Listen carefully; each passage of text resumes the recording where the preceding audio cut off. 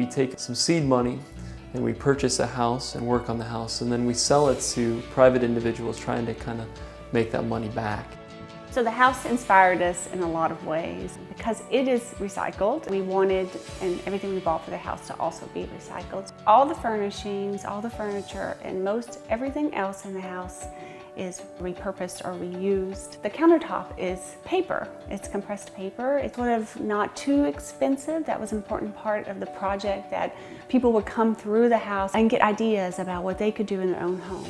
So it's just that type of environment. It's how they've redesigned it, how they've restructured it to make it useful and practical and doable. 1,000 square feet, a small space, but it doesn't seem small, it seems quite large.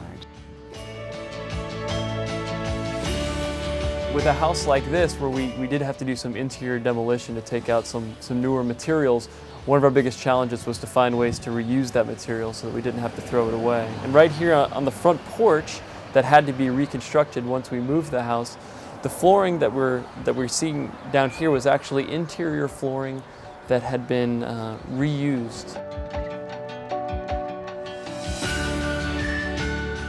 During the middle of the 20th century, people would put in things like air conditioning systems that didn't really work very well with the historic designs. The historic designs in and of themselves were pretty energy efficient for their times. You can imagine living in a place like Galveston, Texas, or anywhere on the Gulf Coast. It's a pretty warm place to be, and without air conditioning, people would find ways to be cool just in the way they design their houses. So one of our challenges is to find new technologies that work well with historic buildings so we don't have to sacrifice character, but at the same time try to revisit some of those original design strengths and incorporate them into a passive design.